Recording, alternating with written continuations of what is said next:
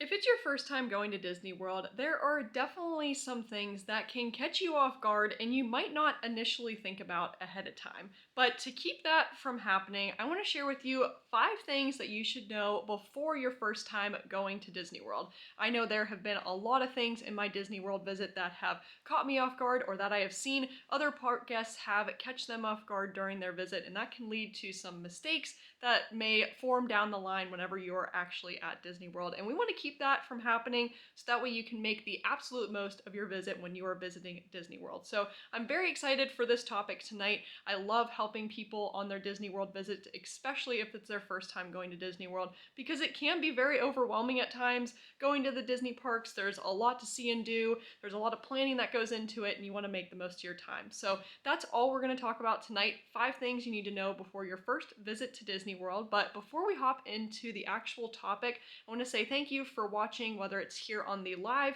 or if you are here on the replay. Thank you so much for being here. This video is a part of our weekly live stream series where we talk about Disney topics to help you on your next Disney World vacation. This usually happens at 7 p.m. Eastern Time on Wednesdays, and this is our usual weekly live stream that happens on the Megan Moves channel. So thank you very much for being here if you are here on the live or on the replay. So with that, we're going to go ahead and hop into the 5 things you need to know before going to Disney World.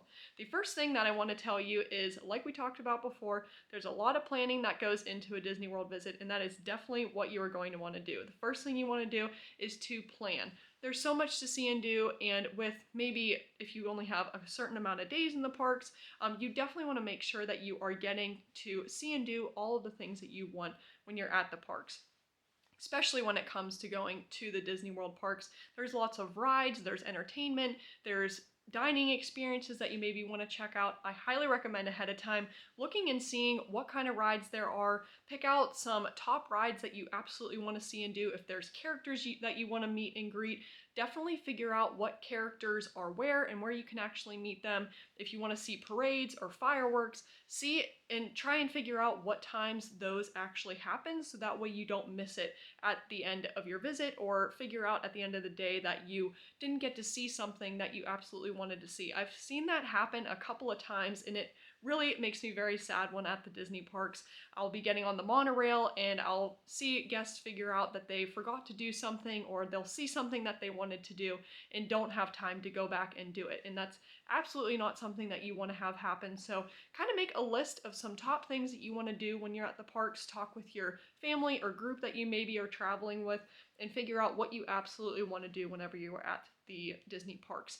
Likewise, if you want to eat anywhere or go to any dining experiences, definitely have some reservations made ahead of time so that way you can absolutely go and eat at some of those restaurants. There are very popular restaurants at Disney World that reservations can book up very, very quickly for, and you don't want that to happen. So make a plan to check out some of the restaurants, make a reservation ahead of time so that way you can absolutely do it. So that is probably my top tip for you, is definitely just plan ahead of time, have a game plan going into it. You can, of course, just go and kind of wing it, as people say, whenever it comes to going to Disney World, but I like having a game plan ahead of time to plan out my days so I can absolutely make the most of my time whenever I am in the parks. The second thing I recommend will help you with the planning process, and whenever you're actually in the parks too, and that is to download the My Disney Experience app. This is one of my favorite tools to use when in the Disney parks. The My Disney Experience app can allow you to check wait times, you can make dining reservations on there, you can mobile order, mobile checkout. It has a search feature, so if you need to find anything or are lost or trying to figure out where to go when at Disney World or where to find something, you can go to the search feature. But I absolutely recommend downloading the My Disney Experience app so you can utilize it on your Disney World vacation. They have park maps on there, so if you aren't super familiar with where things are laid out at the Disney parks, you can go and check out the park map. It actually has a guided feature, so you can put where you are at and where you want to go, and it will lead you to where you want to be.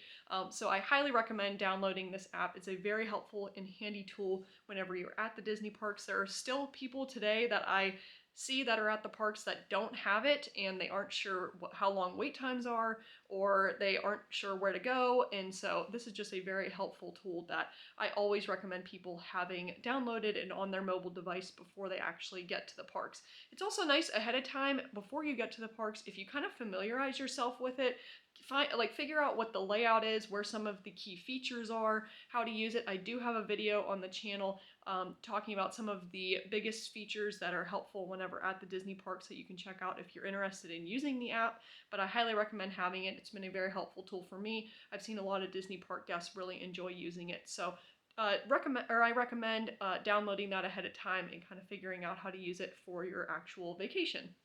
Third thing that I recommend is to take breaks. So one thing that might catch people off guard whenever going to Disney World is how much walking and just how much energy really goes into a Disney World vacation.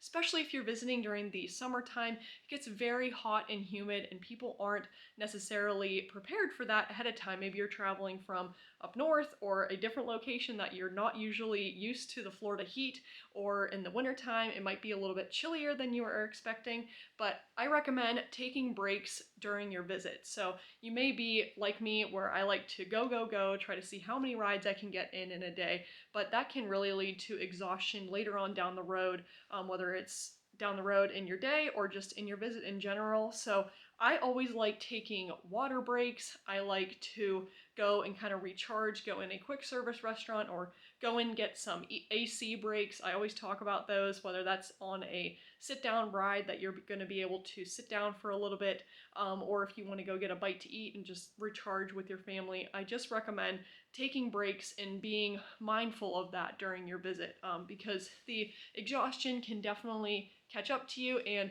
you absolutely want to make the most of your day when you are in the parks, and you don't want to get to the end of the night feeling very, very drained and not able to either continue the evening or continue the rest of your trip.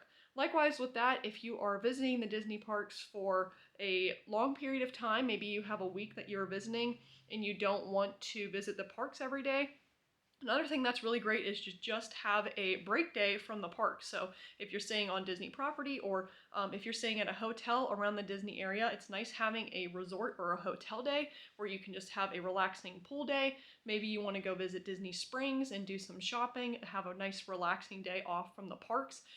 I also recommend doing some resort hopping. There's really great resorts around Disney World property that you can go and check out, and that is a perfect relaxing thing to do. Maybe you could take the Skyliner around, or you could take a Disney bus to kind of explore Disney property in a little bit of detail. But all that to say, definitely just make sure that you are staying hydrated, taking breaks, resting your feet, because there is a lot of walking that goes into a day at Disney World. But that is the third tip I have for you. The fourth tip is something that can catch you off guard, or catches me off guard at times.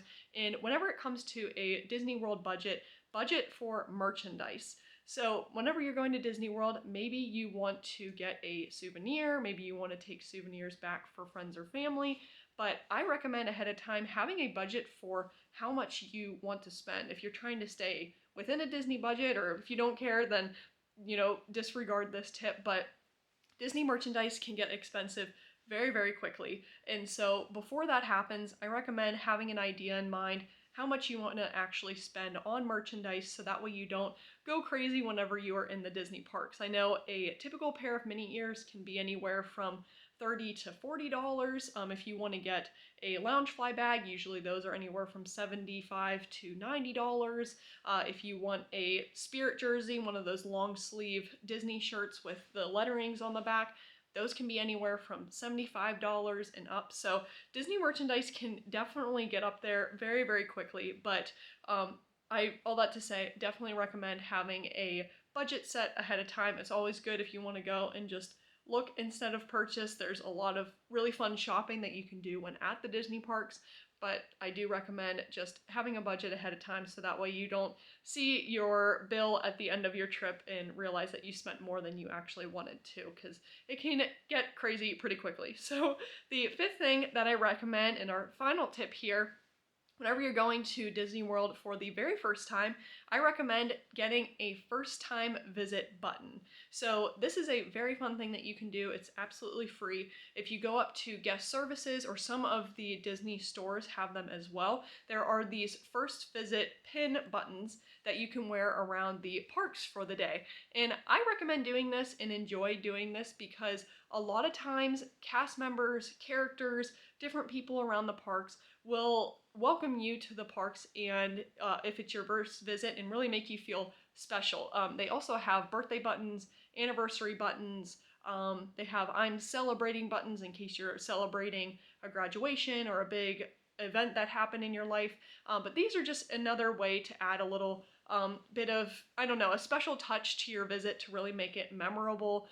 Yes, sometimes cast members will go out of their way to, welcome you to the park or make you feel special in a Disney way. So I always recommend having getting a button if it's your first time there. I know whenever I go and it's my birthday, I always like getting a birthday button because I love having characters tell me happy birthday. I just think it's a very fun and neat thing to do, and cast members are amazing with how they interact with you in the park. So whenever they see you have a button, they really make you feel special. So you can get those, like I said, at the front of the park at guest services, or a lot of the stores have them as well, which is really fun. So those are 5 tips that I have for you as far as your first visit to Disney World. Visiting Disney World, of course, is very fun and exciting, but it can be very stressful trying to figure out what to do or where to go, and hopefully some of these things were helpful for you if you are planning a visit here soon, or if it's your first time or first time ever, or your first time in a while. I hope these tips were helpful for you. So like I said, this video was a part of our weekly live stream series that happens on the channel at Wednesdays at 7 o'clock Eastern time. So I hope you guys found this helpful. Let me know, whether it's in the chat or in the comments, what some of your first time visit tips are, or if you have any questions, I would love to answer them. If you have any, maybe in a later stream, I can definitely share some other tips that I have as far as first time visits go to Disney World, because there are a lot of things that I've seen either guests have issues with, or I have personally had issues with, that I have learned from and would love to share with you as well. So thank you very much for watching. Consider joining us next week at 7 p.m. Eastern time, and with that, we will see you guys in the next video. See you guys!